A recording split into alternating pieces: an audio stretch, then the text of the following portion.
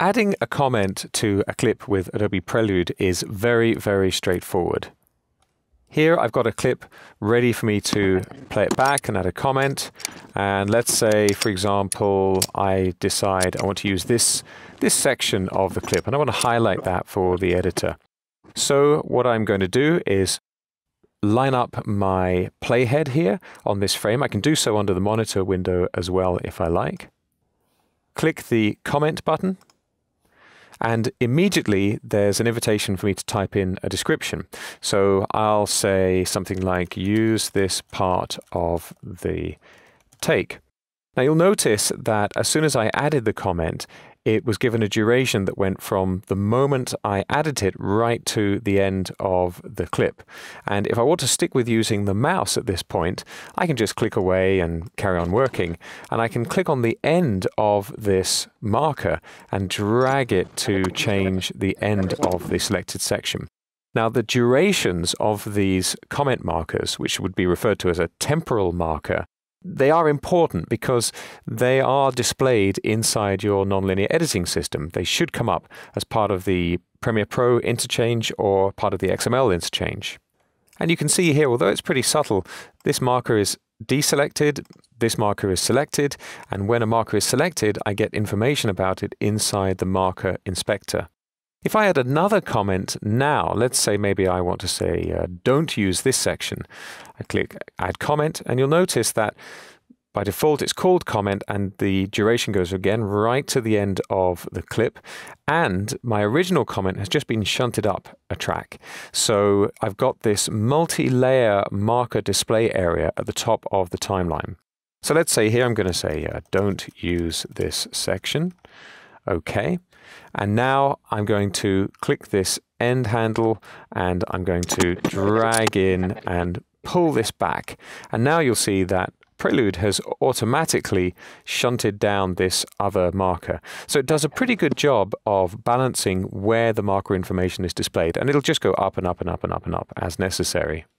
If I adjust the duration of either of these markers, I can just, for example, overlap here, and Prelude will automatically shift the location of these so that you can see them in full. This layout is going to be used when you're working inside your nonlinear editing system, so it's pretty useful. It feels pretty intuitive. Here again, I'll click the button and I'll say, I love the lighting on this shot. OK, and click away, and there is my marker. Now I'm showing you the mouse-driven workflow for this. There is a keyboard-driven workflow as well, which is a little bit quicker. But sometimes you just want to be holding a cup of coffee in the other hand and stick with using the mouse, and that's absolutely fine with Adobe Prelude. Now notice if I try to open up another shot, maybe I'll open up this footstep shot, I'm going to get this warning saying, do you want to save the changes to the glove compartment shot?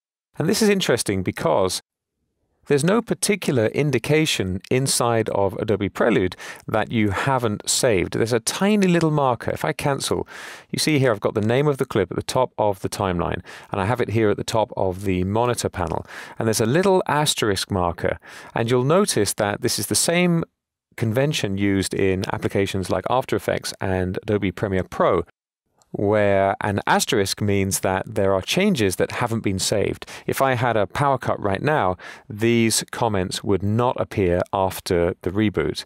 And so if I press Control S or Command S, or if I click on the File menu and choose Save, which is the same you see here, Control S on a PC, Command S on a Mac, then the clip is going to be updated and this asterisk will disappear. I'll press that now on my keyboard.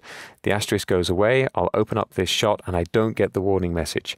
You really are quite safe though. If I add a comment here saying, try slow-mo, for example, that's okay. There's the little asterisk. If I open up another shot, you're safe because as long as you read the message that comes up on screen, you're going to get the warning. You can click yes, and then you're done. If I go back to this footsteps shot, there's my comment, and the same here on my original mid shot that I had before, and so on and so on.